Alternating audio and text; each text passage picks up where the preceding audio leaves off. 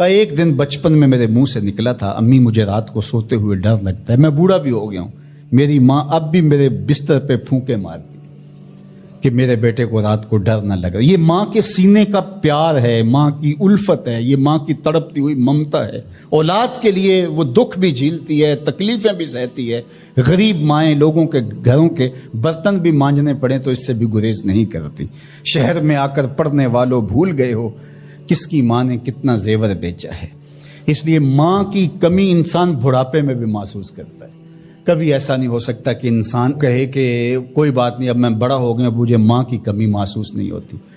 بوڑھا بھی ہو جائے انسان جو ہے وہ سب سے اونچے منصب پر بھی بیٹھ جائے، میں اور آپ کیا، میری اور آپ کی حیثیت اور اوقات ہی کیا۔ امام الانبیاء حضور ختم المرتبت صلی اللہ علیہ وآلہ وسلم حجرہ انور سے نکلے اور جو ہی حضور نبی رحمت صلی اللہ علیہ وآلہ وسلم مصلی پر تشریف فرما ہوئے تو حضور کو دیکھ کر کے تمام صحابہ ادب سے کھڑے ہو گئے۔ جو ہی یہ امٹتا ہوا پیار دیکھا تو حضور کی نظر پلٹ کے کئی سال پیچھے چلی گئی اور ابوا کی وادی میں اپنی ماں کی قبر پہ کھڑا ہوا اپنے آپ کو پاتے ہیں حضور۔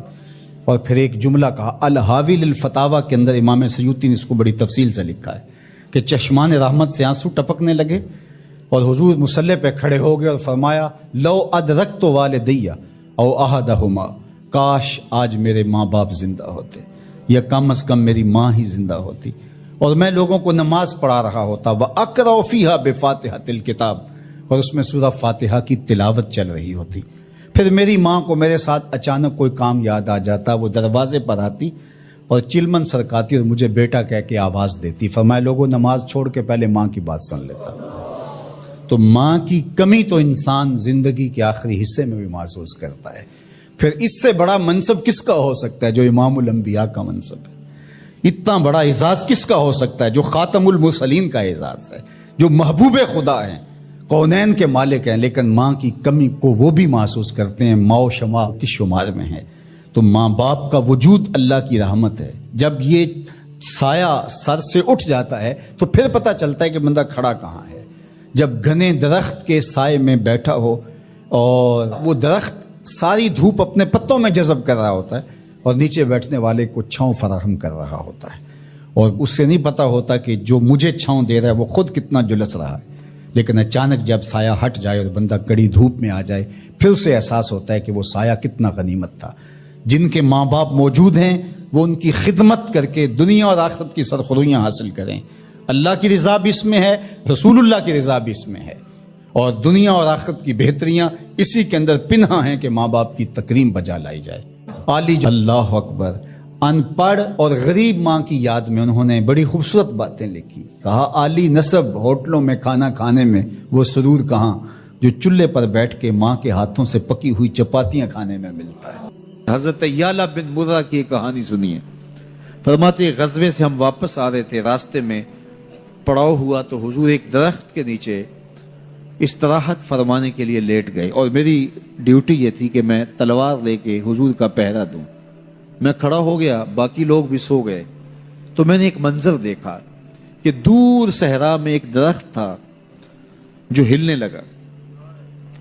تھوڑی دیر کے بعد وہ اپنی جڑوں سمیت باہر آیا اور اپنے آپ کو گھسیٹتا ہوا میرے برابر آ کے کھڑا نہیں ہو جاتا۔ تھوڑی دیر کے بعد وہ واپس وہاں جاتا ہے اور جہاں سے اکھڑا تھا وہاں جا کے دوبارہ نصب ہو جاتا ہے۔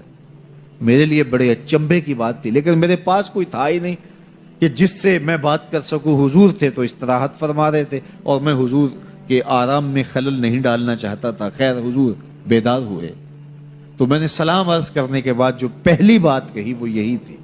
میں نے کہا حضور وہ جو سامنے درخت ہے تھوڑی دیر پہلے وہ اپنی جگہ سے اکھڑا تھا، شاخوں کے بل اپنے آپ کو گھسیٹتا ہوا یہاں پہنچا، پھر میرے برابر آ کے کھڑا ہو گیا، پھر تھوڑی دیر کے بعد واپس وہاں جا کے نصب ہو گیا۔ یہ جب کہانی سنائی تو میرے حضور نے تعجب نہیں کیا، اچھا کیسے ہوا، کیسے آیا، کتنا وقت لگا، کتنی دیر ہوئی، کوئی سوال نہیں کیا، بلکہ فرمایا ہاذہ شجرۃ استاذنت ربھا، فرمایا یعلا بن مرہ یہ درخت ہے، اس نے رب سے اجازت چاہی تھی کہ مالک تیرا محبوب نیڑے آیا ہے، سلام نہ کر رہا ہوں، فآذن لہا، اللہ نے اس کو اذن دے دیا تھا، یہ مجھے سلام کرنے کے لیے آیا تھا۔ درختوں کے کلیجے بھی تڑپتے ہیں کہ حضور کو سلام کیا جائے. وہ کہانی تو آپ نہیں بھول سکتے جب ایک عربی نے کہا کہ حضور میں آپ کو نبی تب مانوں گا اگر وہ درخت آپ کی نبوت کی گواہی دے گا. آپ اگر اس کو بلائیں گے تو میرے حضور فرماتے ہیں میں نے کیا بلانا، جا کے تو ہی کہہ دے تجھے اللہ کا رسول بلا رہا ہے. درخت اپنے آپ کو گھسیٹتا ہوا حضور علیہ السلام کی خدمت میں حاضر ہو جاتا ہے. درخت مان رہے ہیں، چاند کا کلیجہ شک ہو رہا ہے، پتھر کلمے بول رہے ہیں. حضور کے عشق میں کائنات کے ایک ایک ذرے کا دل دھڑک رہا ہے. وہ کیا کسی نے کہا تھا، زمین جل رہی ہے، آسمان جل رہا ہے، محبت میں سارا جہاں جل رہا ہے. پوری کائنات حضور کی آتش محبت میں جل رہی ہے اور حضور کے وصل کے لیے تڑپ رہی ہے. درخت ہوں، پتھر ہوں، اشجار ہوں، وہ اونٹنی جس پہ حضور سوار ہوتے تھے، غدبہ نامی اونٹنی، آپ تعریف پڑھیں حضور کے وصال کے بعد وہ چارہ نہیں کھاتی تھی، چارہ چھوڑ دیا تھا، رو رو کے نابینا ہو گئی وہ اونٹنی، اور صحابہ نے اس کی آنکھوں پہ پٹی باندھ دی تھی. اس نے رو رو کے جان دے دی. جب حضور چلے گئے ہیں تو ہم نے جی کے کیا لینا ہے.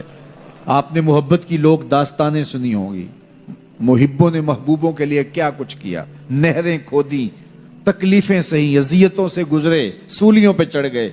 لیکن آپ نے آج تک ایسا منظر نہیں دیکھا ہوگا کہ محبوب نے لب پھینکا ہو اور محب نے اپنے ہاتھوں پہ لے کے چہرے پہ مل لیا ہو. محبوب کے وضو کے پانی کو زمین پہ نہیں گرنے دیتے.